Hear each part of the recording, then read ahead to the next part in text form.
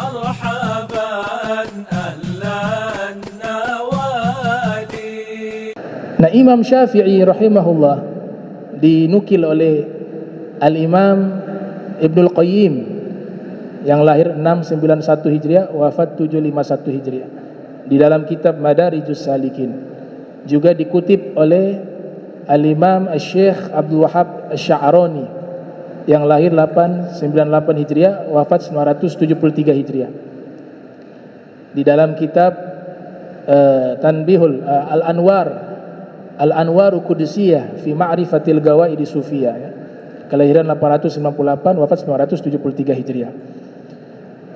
Di situ diriwayatkan Imam Syafi'i bergaul dengan para sufi. Bergaul dengan para sufi.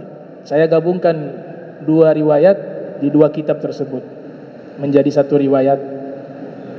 Imam Syafi'i mengatakan, sahibtu as-sufiya fama intafa'tu minhum illa kalimatain.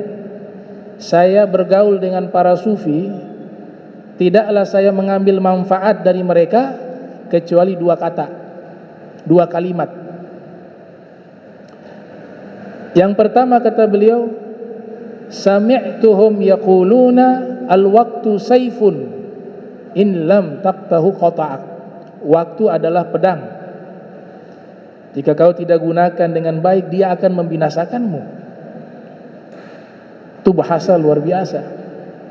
Dia akan memotongmu. Ini ungkapan lebih dahsyat daripada time is money. Itu adalah pemikiran hedonisme, al-ibahiyah, mazhab yang menganut paham seluruh hakikat kehidupan dan kebahagiaan hanya ada di dunia.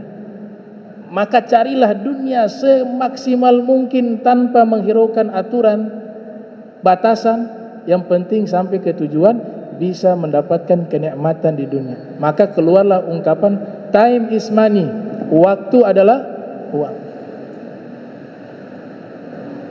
Waktu adalah pedang, kata Imam Syafi'i, mengambil faedah dari para sufi. Jika kamu tidak gunakan dengan baik, maka dia akan memotongmu. Artinya apa? Dia akan membunuhmu, memusnahkanmu, menghancurkanmu. Jadi Imam Syafi'i bergaul dengan para sufi hanya dapat dua faedah, tapi dua faedah ini sudah mencakup seluruh kebaikan. Yang kedua kata Imam Syafi'i, saya dapat manfaat dari mereka, para sufi. Yang kedua, in lam tashgal nafsaka bil khair syagalatska bisyar. Jika kamu tidak sibukkan dirimu dengan kebaikan, maka nafsumu akan sibukkan kamu dengan kejahatan. Nah, orang yang melakukan kejahatan karena waktunya kosong, nanti dia masuk ke fase waktunya habis dalam hal yang sia-sia, yang gak ada manfaat. Kemudian naik lagi ke fase berikut, waktu yang digunakan dalam kejahatan, dalam kemaksiatan. A'udzubillah min dzalik. Maka waktu ikhwan muslimin rahimakumullah, ini Allah masih sayang kita, masih dikasih sehat, dikasih nafas, masih hidup detik ini, di waktu ini. Dan bukan hanya itu, Allah hadirkan kita semua di masjid. Waktu terbaik yang kita gunakan nanti terlihat di akhirat adalah waktu berkumpulnya kita di dalam masjid, menghadiri majlis ilmu, niatnya karena Allah dan Nabi Muhammad SAW. Itu yang akan menjadi kebahagiaan kita setelah kita meninggal dunia. Gak ada waktu terbaik seperti waktu saat ini. Kita berada di tempat yang terbaik, di waktu yang terbaik antara maghrib dan isya, dengan kegiatan yang terbaik. Imam Syafi'i mengatakan talabul ilmi afdal minan nafilah. Menuntut ilmu lebih afdal daripada seluruh ibadah sunnah. Gol Imam Syafi'i. Maka pandai-pandai menghitung diri.